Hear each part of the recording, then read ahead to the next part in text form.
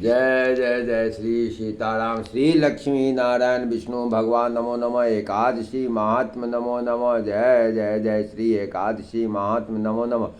Shriver नारायणे नारायणे नारायण भजमन नारायणे नारायण लक्ष्मी नारायणे नारायणे नारायण श्रीवर नारायण नारायणे नारायण। जय श्री सीताराम। सनातन धर्म से जुड़े हुए सभी भाई बंधु जरा ध्यान देंगे।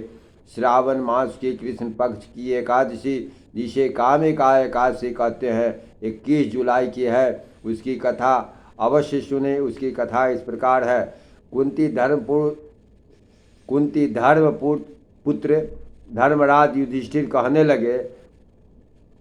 पुत्र धर्मराज युधिष्ठिर कहने लगे कि हे भगवान, आषाढ़ शुक्ल देवशयनी एकादशी तथा चातुर्मास महत्व मैंने बड़ी प्रकार से सुना।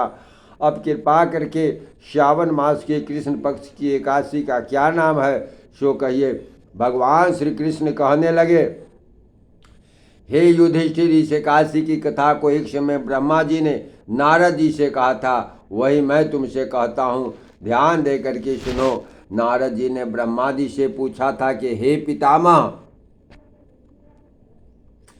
श्रावण मास के कृष्ण पक्ष की एकादशी की कथा सुनने की मेरी अति तीव्र इच्छा है। उसका क्या नाम है, क्या विधि है और उसका महात्म्य क्या है, सो कृपा करके कहिए। नारद जी की ये वचन सुनकर ब्रह्मा जी ने कहा कि हे नारद, लोगों के हित के लिए तुमने बहुत सुंदर प्रश्न किया है। श्रावण मास के कृष्ण पक्ष की एकादशी का नाम कामिका एकादशी है। उसके सुनने मात्र से वाजपेय का फल प्राप्त होता है। इसका नाम है कामिका, जो हर प्रकार की कामना को पूर्ण करता है। इस दिन शंख चक्र गदाधारी भगवान विष्णु के पूजन होता है, जिसका नाम श्रीधर हरि विष्णु माधव और मधुसूदन है।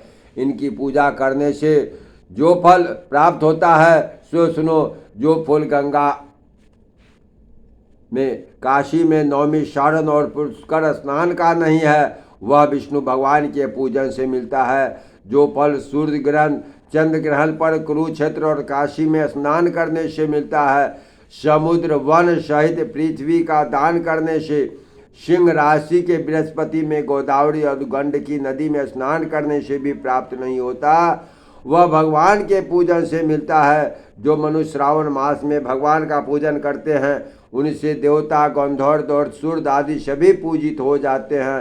अतः पापों से डरने वाले मनुष्य को कामिका एकादशी का व्रत और भगवान विष्णु का पूजन अवश्यमेव करना चाहिए।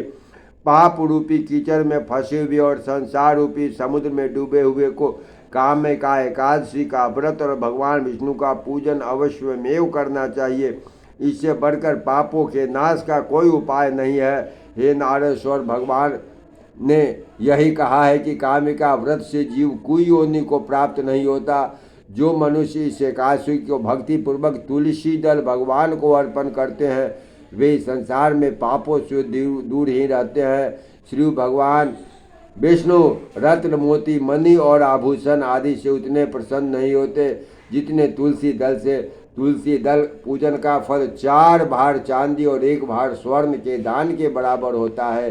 हे नारद जी, मैं स्वयं भगवान को अति प्रिय तुलसी को सदैव नमस्कार करता हूँ। तुलसी को वृक्ष को सींचने से मनुष्य के सब कष्ट, दुख, दरिद्रता नष्ट हो जाते हैं।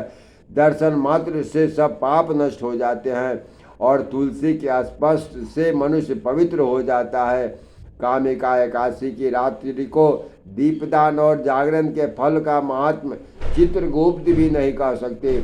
जो इस एकादशी की रात्रि को भगवान के मंदिर में दीपक जलाते हैं, उनके पितृ स्वर्ग लोक में अमृत पान करते हैं, तथा जो घी या तेल का दीपक जलाते हुए 100 करोड़ दीपकों से प्रकाशित हो सूर्य लोक को जाते हैं। ब्रह्मा जी कहते हैं, नारद, ब्रह्म हत्या और भ्रूण हत्या आदि पापों को नष्ट करने वाली इस कामिका एकादशी का व्रत मनुष्य को यत्न के साथ करना चाहिए।